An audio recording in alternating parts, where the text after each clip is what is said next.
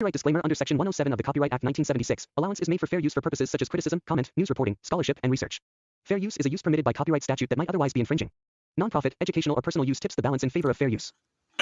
So hey guys, நான் தான் உங்கள் கோடன் பேசுகிறேன். இன்றைக்கி என்ன பார்க்க போகிறேன்னா, காஸ்மிக் எவனோட 3rd சாப்டர் தான் பார்க்க போகிறோம். போன எபிசோட் பார்க்காம இருந்தீங்கன்னா பார்த்துட்டு வந்துடுங்க. லாஸ்ட் எபிசோடில் என்ன இருந்துச்சுன்னா, நம்ம ஹீரோ வந்து அதாவது நல்லா வெளுத்து கட்டிக்கிட்டு இருக்கும்போது புதுசாக ஒரு கேங் உள்ளே என்ட்ரானாங்க. அதோட முடிஞ்சிருக்கோம். சரி, இப்போ அடுத்து என்ன நடக்குதுன்னு பார்ப்போம். எபிசோடு ஓப்பனிங்கில் அந்த கேங் உள்ளே வர மாதிரி காமிச்சிக்கிட்டு இருக்காங்க. அப்போது அதில் ஃபஸ்ட்டு வரான்ல, அவனோட நெஞ்சில் வந்து ஒரு முத்திரை குத்திருக்கு. அந்த முத்திரைக்கு என்ன அர்த்தம்னா அப்படின்னா டீமன் அர்த்தம்னு சொல்கிறாங்க. அப்போது ஷெராங் வந்து ஷாக்காக இருப்பாங்க. இவங்க அப்படின்னு ஷெராங் சொல்லிட்டு இருக்கும்போது, இப்போ அந்த ஃபஸ்ட்டு ஒருத்தன் இருப்பான்ல, அவன் நெஞ்சில் டீமன்னு குத்தி இருந்துச்சுல, அவன் வந்து அவனோட சிஸ்டத்தை ஆன் பண்ணி ஏதோ அனலைஸ் பண்ணிக்கிட்டு இருக்கான். அந்த அனலைஸ் பண்ணும்போது அவனால் வந்து எல்லாத்தோட பேர், ஐடென்டிட்டி எல்லாத்தையும் அவனால் பார்க்க முடியுது. அப்போ அவன் எல்லாத்தையும் அனலைஸ் பண்ணிக்கிட்டு இருக்கான். அவங்கள பார்த்தா ஏதோ தேடுற மாதிரி இருக்குது. அப்போ ஷெராங் என்ன சொல்கிறாங்கன்னா, கரெக்டு தான், அவங்க அந்த பர்சன் தான், இந்த ரெட் உல்ஃப் ஸ்குவாடோட லீடர். அவன் பேர் தான் செங் ஜிங்ஹென் வூஹி. நம்ம இவனை ஷங்ஹெங் கூப்பிடுவோம். அதாவது அப்போ ராபர்ட் வந்து ஷெராங்க்கு பின்னாடி வந்துட்டு ரெட் உல்ஃப் இவங்க ரெட் உல்ஃப் தானே? ஆமாம், அது அந்த இன்ஸ்பெக்டர் தானே, அந்த டீமன் செட்லேருந்து வந்த இன்ஸ்பெக்டர் தானே, அவங்க தானே இல்லையா? ஆமாம், அவங்க எதுக்கு இங்கே வராங்க அப்படின்னு வந்து தொணத்தனன்னு வந்து நம்ம ஷெராங்கிட்ட வந்து பேசும்போது, டேய் கொள்ள அமைதியாடுறா, எனக்கு மட்டும் என்னடா தெரியும், அவங்க எதையோ ட்ராக் பண்ணிட்டு வந்திருக்காங்க, யாரோ தேடுறாங்கன்னு நினைக்கிறேன், அதனால முடிஞ்ச அளவு அவங்களோட ஐ டு ஐ கான்டாக்ட் வைக்கக்கூடாது, அப்படி மாட்டணும் அவ்வளோதான் அப்படின்னு ஷெராங் சொல்லிகிட்டு இருக்காங்க. அப்போது நம்ம ஹீரோ கேட்குறான், நீங்கள் அந்த டீமன் செட்டை பற்றியா பேசிக்கிட்டு இருக்கீங்க? அப்போ ஷெராங்க்கு இவனுக்கு என்னது அப்படின்னு ஷெராங் கேட்கும்போது, அதாவது இப்போ நீங்கள் சொன்னது வந்து அந்த டீமன் செட் இருக்குல்ல, அதுக்கு நீங்கள் சொல்கிறத பார்த்தா அது ஹெவன்லி டீமன் செட்டா, அதை தான் அப்படி சொல்கிறீங்களா அப்படின்னு ஹீரோ கேட்கும்போது, ஓ உனக்கு இந்த ஹெவன்லி டீமன் செட்லாம் தெரியுதா? ஆனால் உனக்கு எப்போ இதெல்லாம் தெரியும்? நீ தான் 2000 வருஷம் தூங்கிட்டு இருந்தியே.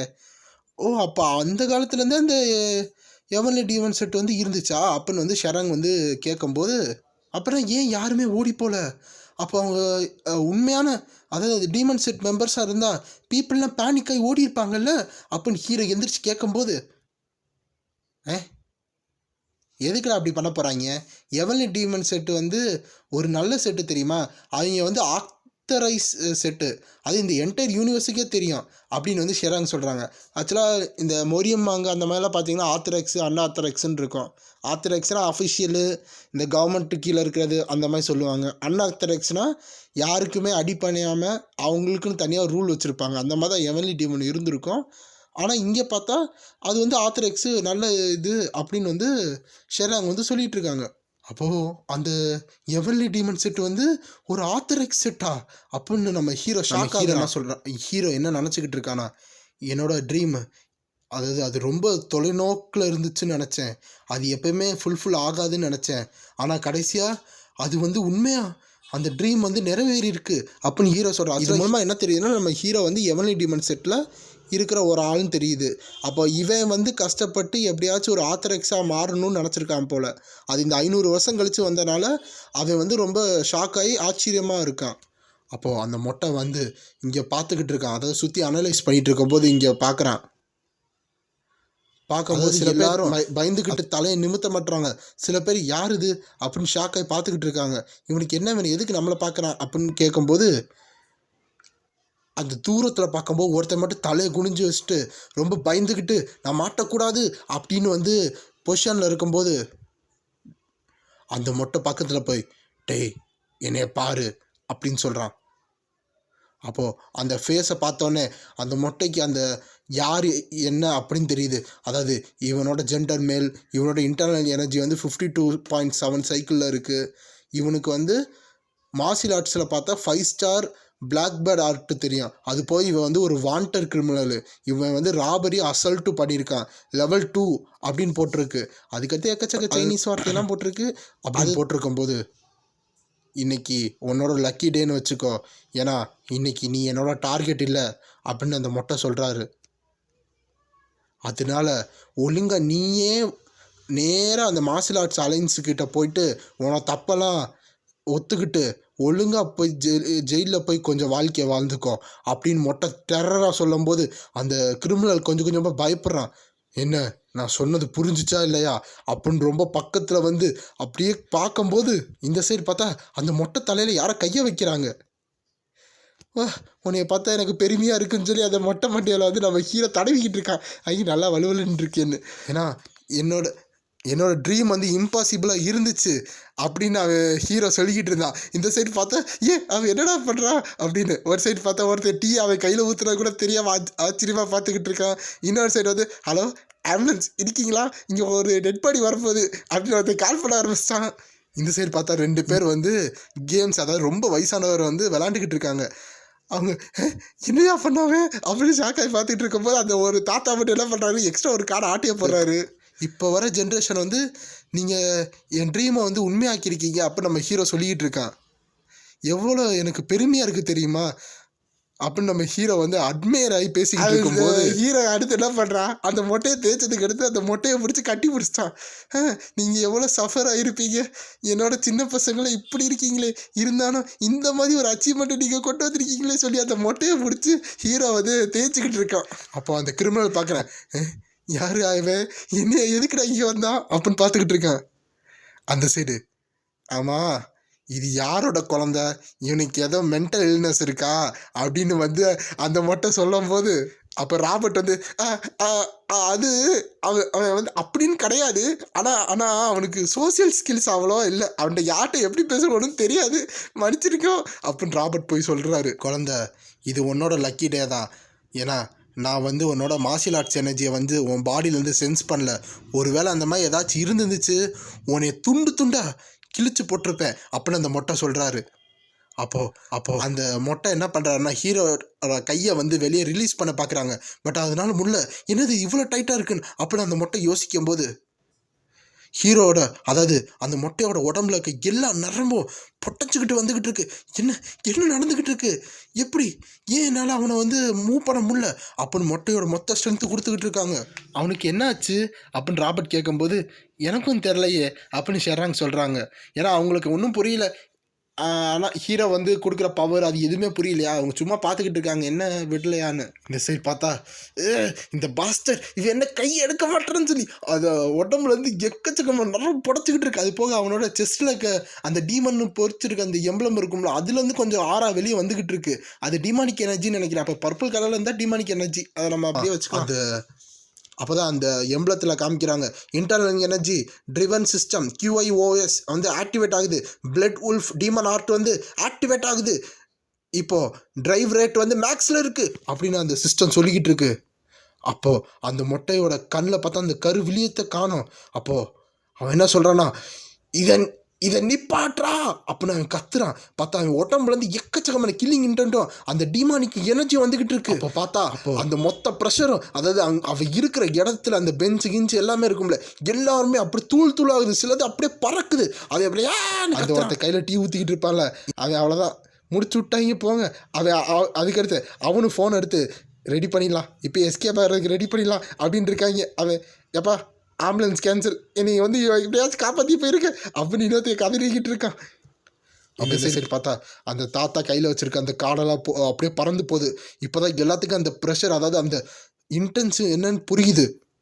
அப்போது அவங்க கூட வந்திருப்பாங்கள்ல மற்ற காட்ஸ் மாதிரி, அதாவது டிமானிக் செட்லேருந்து வந்திருப்பாங்களே, அவங்களாம் ஷாக்காகி பார்த்துக்கிட்டு இருக்காங்க என்ன நடக்குதுன்னு. இந்த சைடு ஷெராங்கு ராபர்ட்டு அப்புறம் நம்ம ஹீரோ பார்த்தா நம்ம ஹீரோ இங்கேருந்து அங்கிட்டு போய் நின்றுக்கிட்டு இருக்கான். இங்கிட்டு அந்த மொட்டை கத்திட்டு இருந்திருப்பான்ல, அந்த டைமில் தான் அவன் நார்மலாக போய் அங்கே நின்றுக்கிட்டு இருக்கான். அப்போ அந்த மொட்டை பார்க்குது, இவேப்பா அப்படி அங்கே போனான் அப்படின்னு. அவனை பார்த்து நல்ல ஷேப்பில் இல்லை போல, ஏன் அவன் இவ்வளோ டென்ஷனாக இருக்கான் அப்படின்னு ஷெராங் வந்து ராபர்ட்டை பேசிகிட்டு இருக்கான். டேய் யாரா நீ, என்னடா பண்ணுற அப்படின்னு வந்து அந்த மொட்டை கோவம் வந்து அந்த மொட்டையோட சிஸ்டத்தை ஆன் பண்ணுது. இதுக்கு வாய்ப்பு இல்லை, என்னால் அவனை வந்து கொலை பண்ண முடியல அப்படின்னு வந்து அந்த மொட்டை சொல்லிக்கிட்டு இருக்கு. அப்போது அந்த டேட்டாவில் பார்த்தா ஜெண்டர் அன்னோன், இன்டர்னல் எனர்ஜி தெரியல, இதோட மார்ஷியல் ஆர்ட்ஸ் என்னன்னு தெரியல, டேட்டா பஸ்ஸில் ரிஜிஸ்டரே ஆகலை, இவன் யாருன்னே தெரியல அப்படின்னு சிஸ்டம் சொல்லிக்கிட்டு இருக்கு. இதுக்கு வாய்ப்பு இல்லை, இவனோட பியூர் நேச்சுரல் எனர்ஜி இருக்குது, ஆனால் இன்டர்னல் எனர்ஜி 0ல் இருக்குது. இவன் எப்படி இன்னும் உயிரோடு இருக்கான் அப்படின்னு அந்த மொட்டை ஷாக் ஆகுறான். அப்போ நம்ம ஹீரோ என்ன சொல்கிறானா, ஓ இந்த பிளட் உல்ஃப் டீமன் ஆர்ட்டா, இது ஒரு லோயர் லெவல் மார்ஷியல் ஆர்ட்ஸ் தான். அதாவது எவனே டீமன் பாடி கல்டிவேஷன் ஆர்ட்ஸில் இந்த பிளட் உல்ஃப் டீமன் ஆர்ட் தான் இருக்கலே லோ. ஆனால் அது வந்து இன்னும் பாஸ் டவுன் ஆகிட்டு இருக்கா. சூப்பர் அப்படின்னு வந்து நம்ம ஹீரோ வந்து அக்னாலேஜ் பண்ணிகிட்டு இருக்கான். ஆனால் என்னவா இருந்தாலும் உன்னோட இன்டர்னல் எனர்ஜி உன்னோட கியூ வந்து அவ்வளோ நல்லா இல்லை. இந்த மெத்தடும் வந்து உனக்கு அவ்வளோ வந்து யூஸ் பண்ணவும் தெரியல. அப்போ நம்ம ஹீரோ லிட்ரலி கிளாஸ் எடுத்துக்கிட்டு ஆனால் நீ என்னை மீட் பண்ணியிருக்க இன்னைக்கு, அதனால் இது உனக்கு ஒரு ஆப்பர்ச்சுனிட்டி, அதாவது ஒரு லைஃப் டைம் ஆப்பர்ச்சுனிட்டி. கரெக்டு தானே? ஏன்னா நான் உனக்கு பர்சனலாக அதை எப்படி யூஸ் பண்ணணும் எப்படின்னு நான் உனக்கு சொல்லித்தரேன் அப்படின்னு நம்ம ஹீரோ அங்கேருந்து நடந்து வந்துக்கிட்டு இருக்கான். அப்போது அந்த மொட்டை என்ன பண்ணுதுன்னா, இவன் யார் இவ்வளோ கிரேசியாக இருக்கான், இவன் இருக்கக்கூடாது, நீ சாவிட யூ லூனட்டிக் அப்படின்னு சொல்லி கையில் ஒரு ஃபயர் பிளாஸ்ட் எடுத்து நம்ம ஹீரோவை அப்படியே அட்டாக் பண்ண வந்துக்கிட்டு இருக்கான். அப்போ அந்த மொட்டை என்ன சொல்கிறான்னா, அந்த ஃபயர் எனர்ஜி இருக்குல்ல, அது வந்து red wolf demon claw first form அப்படின்னு சொல்லி அந்த கிளா அட்டாக்கை காமிக்கிறாங்க. அப்போது ரெட் உல்ஃப் ஸ்ட்ரைக் அப்படின்னு சொல்லி ஒரு அட்டாக் பண்ணுறான்னா பார்த்தா நம்ம ஹீரோ என்ன இவ்வளோதான் ஸ்பீடா அப்படின்னு நம்ம ஹீரோ அசால்ட்டாக அந்த இதுலேருந்து விலகிறான். அந்த இம்பேக்ட் பார்த்தா, அதாவது அந்த டேமேஜோட இம்பேக்ட் பார்த்தா பின்னாடி அந்த இடம் மொத்தமாக ஒரு கீறல் உழுகுது. அது இருக்கிறவங்க எல்லாம் தப்பிச்சு எப்படியோ மேனேஜ் பண்ணி தப்பிச்சிட்டாங்க. ஏன்னா ஒரு ஹிட் வாங்கியிருந்தா அவங்க அந்த ஸ்பாட்டில் இறந்து போயிருப்பாங்க, இல்லை கருகி போயிருப்பாங்க. அவ்வளோ பவரான அந்த இது. அப்போது இதில் தப்பிச்சியா, இப்போ இதெல்லாம் எப்படி தப்பிக்கிறேன் பார்ப்போன்னு சொல்லி ரெட் உல்ஃப் எக்ஸ்ப்ளோரேஷன் சொல்லி அடுத்த ஒரு அட்டாக்கு பார்த்தா நம்ம ஹீரோ அசால்ட்டா ஓகே அடிக்கிறானே அப்படின்னு தான் பார்த்துக்கிட்டு இருக்கான். எவ்வளோ அடுத்த அட்டாக் யூஸ் பண்ணுறேன், ரெட் உல்ஃப் டெம்பர்வே, ரெட் உல்ஃப் க்ளோஸ்டிக்கா அப்படின்னு சொல்லி ஒரு அட்டாக் அடிச்சுக்கிட்டு இருக்கான். ஆனால் நம்ம ஹீரோ மேலே ஒரு டேமேஜ் கூட விழுகல. பக்கத்தில் இருக்க தூணு தான் வந்து உடஞ்சிக்கிட்டு இருக்கு. நம்ம ஹீரோ அசால்ட்டா நல்லா இருக்கேன் இங்கே அடின்னு சொல்லிட்டு அவன் விளையாட்டுக்கு அமைச்சிக்கிட்டு இருக்கான். அப்போது அந்த மொட்டைக்கு இன்னும் கோவம் ஜாஸ்தியாக அவன் பிளட் ப்ரெஷர் ஏறுது, அவன் நரம்பு புடைக்குது.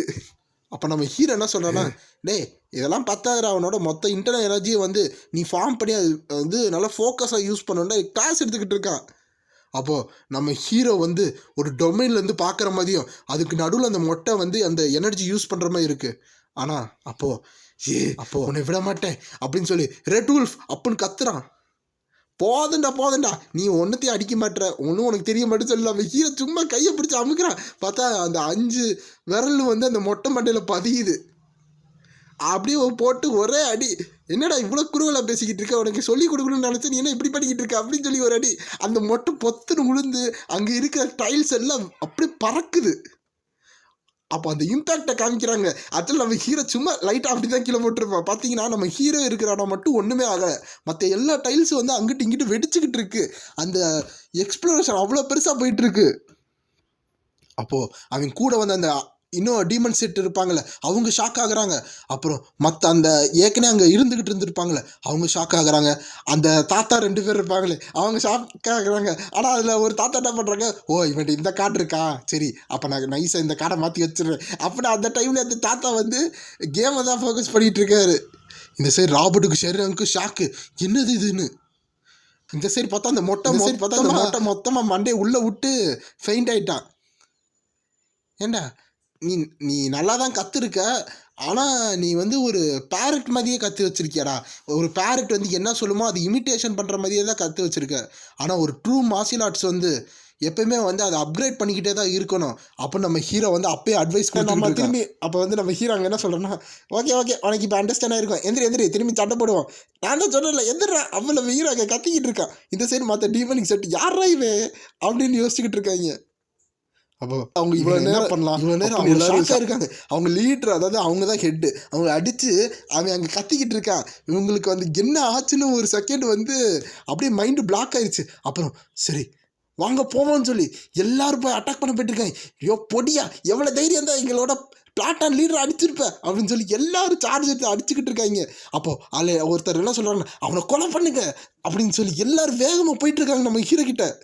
அப்போது ஆளுக்கு ஒரு எனர்ஜி, ஒருத்தன் கையில் எலக்ட்ரிக், ஒருத்தன் கையில் வந்து ஃபயரு, ஒருத்தன் கையில் வந்து ஆக்ஸ், ஒருத்தன் கையில் ஸ்வாடு, ஒருத்தன் வந்து கையில் நெகத்தில் ஸ்வாடு மாதிரி வச்சு எல்லாரும் அட்டாக் பண்ண வந்துக்கிட்டு இருக்காங்க. அது இப்போ ஒரு உலகத்தை காமிக்கிறாங்க, அதாவது ஃபுல்லாக டெக்னாலஜியில் சூழ்ந்துருக்கு. அதுதான் எவன்லி டீமன் செட் டிஸ்ட்ரிக்ட் 32ன்னு காமிக்கிறாங்க.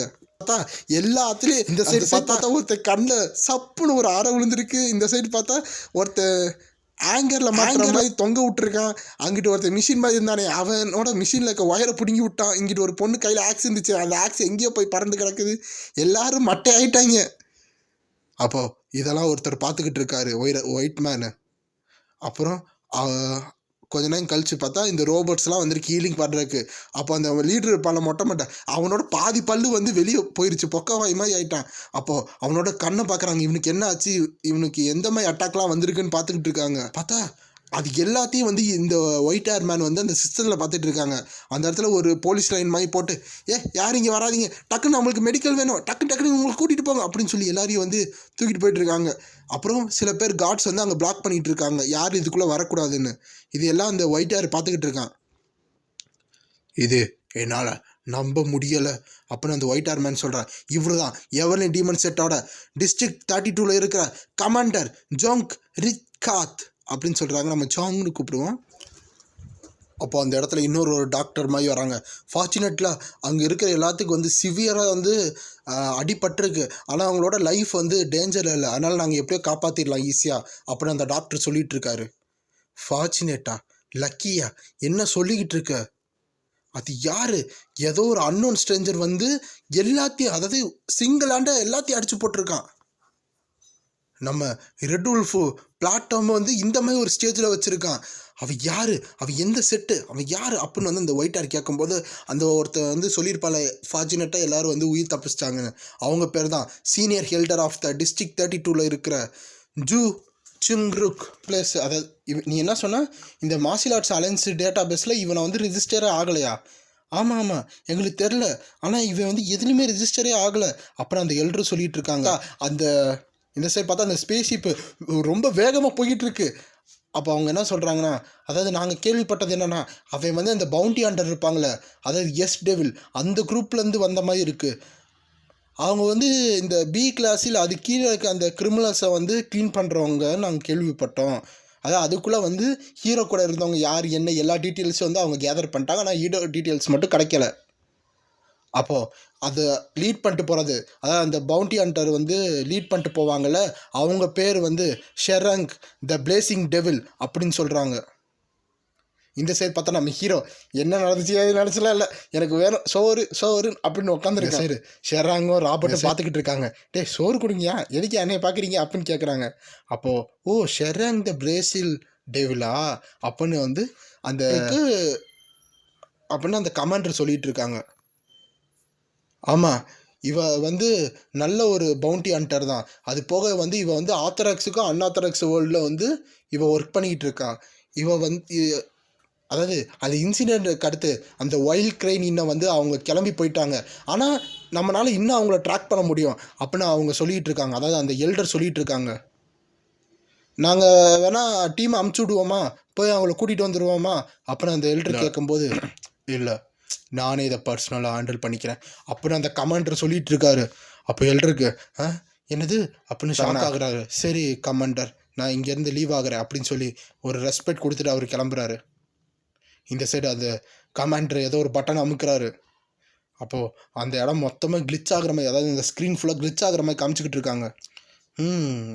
அப்படின்னு வந்து அந்த எல்டர் பார்த்துக்கிட்டு இருக்காங்க. அவர் யாருக்கோ காண்டாக்ட் பண்ணிகிட்டு இருக்காரு. அப்போது அந்த ஸ்க்ரீனில் ஒருத்தர் அப்பியர் ஆகிறாரு. ஓ, டிஸ்ட்ரிக்ட் கமாண்டர் ஜோங்ரீதா, உங்களை பார்த்து ரொம்ப நாள் ஆச்சே அப்படின்னு அவர் சொல்கிறாரு. இது நீங்கள் காண்டாக்ட் பண்ணியிருக்கீங்கன்னா ஏதாச்சும் ரெக்வஸ்ட் இருக்கா, நான் ஏதாச்சும் பண்ணணுமா அப்படின்னு அவர் சொல்கிறாரு. கமாண்டர் அப்போது எல்டர் கமாண்டர் அமைதியாக பார்த்துக்கிட்டு இருக்கிற மாதிரி இருக்குது. இந்த சைட் பார்த்தா ஷெராங் வந்து அப்படின்னு வெளியே பார்த்துக்கிட்டு இருக்கா. அப்போ இந்த சைட் பார்த்தா அந்த கமாண்டர் ஏதோ கேட்டிருக்காங்க. அப்போது அந்த ஸ்க்ரீனில் வந்தவர் வந்து எங்களோட க்ரீன்வுட் குரூப்பா அப்படின்னு அந்த பேசுகிறவர் வந்து சொல்கிறாரு. அதோடு அந்த சாப்டர் முடியுது.